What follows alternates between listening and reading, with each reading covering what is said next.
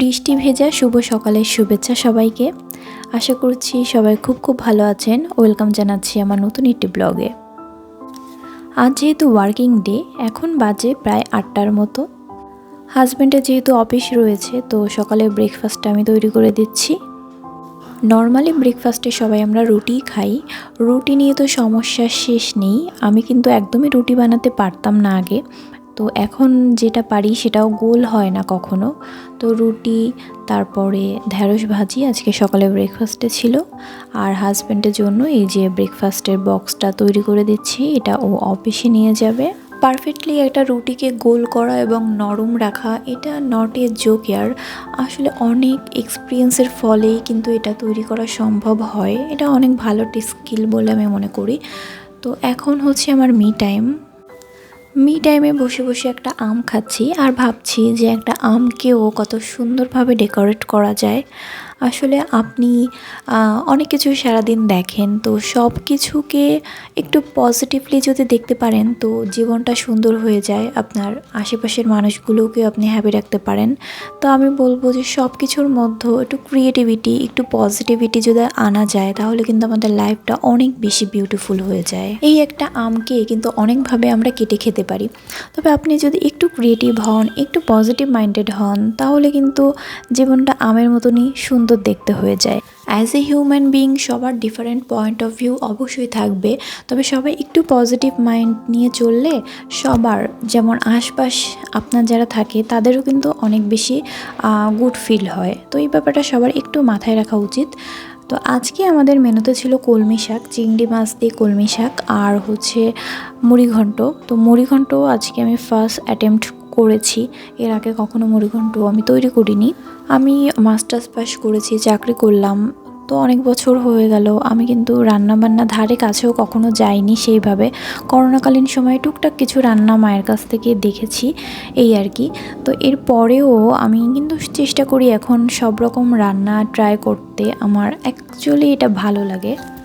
তো বৃষ্টি পড়ছে এখন প্রায় 3টার মতন বাজে। আমরা চলে গেলাম যমুনাতে, কারণ আজকে আমাদের পাসপোর্টটা ডেলিভারি ছিল, অর্থাৎ আমরা ভিসা পেয়ে গিয়েছি, ইন্ডিয়ান ভিসা 6 মাসের জন্য পেয়ে গিয়েছি।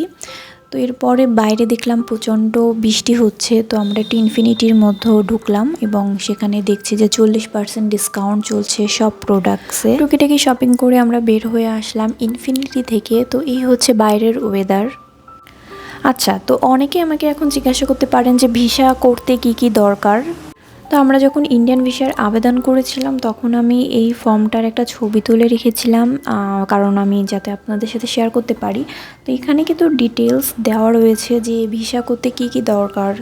তো এই অনুযায়ী আপনারা জাস্ট পেপারসগুলো সাজালে কিন্তু পেয়ে যেতে পারেন ইন্ডিয়ান ভিসা। বেশ খানিকটা ঘোরাঘুরি করে বেশ হাংরি হয়ে গিয়েছিলাম। তো এরপর চলে গিয়েছিলাম হারফিতে।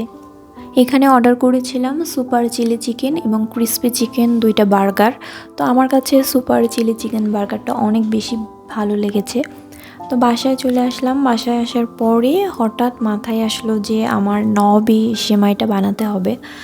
তো আজকে হচ্ছে ডেকোরেশনের জন্য উপর থেকে বাদাম দিতে হয়, বাসায় সেটাও নেই। তবে আমার মাথায় যেহেতু এটা এসেছে, এটা আসলে অনেকদিন ধরে ভাবছিলাম বানাবো, তো শুরু করে দিলাম।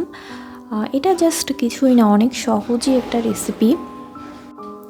সেমাইটাকে আমি ভালোভাবে বাটার এবং অল্প কিছু চিনি দিয়ে খুব ভালোভাবে ভেজে নিয়েছি। ভিতরে যে লেয়ারটা আছে না, ওইটার জন্য আমি জাস্ট এখানে 3 রকমের দুধ ইউজ করেছি। একটা লিকুইড মিল্ক, একটা কনডেন্স মিল্ক, আর একটা হচ্ছে নর্মাল যে গুঁড়া দুধ থাকে ওইটা।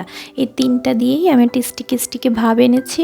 এনে জাস্ট লেয়ারিং করে দিয়েছি। নিচে সেমাইটা দিয়েছি, মাঝখানে আবার ওই যে ক্রিমের লেয়ারটা দিয়েছি, উপর থেকে আবারও সেমাইয়ের লেয়ারটা দিয়ে এখন কিসমিস দিয়ে ডেকোরেট করে দিচ্ছি।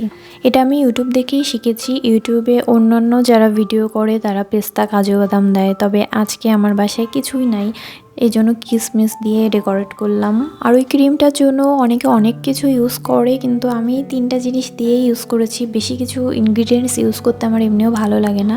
তো এটা আমি ফ্রিজে রেখে দিয়েছি।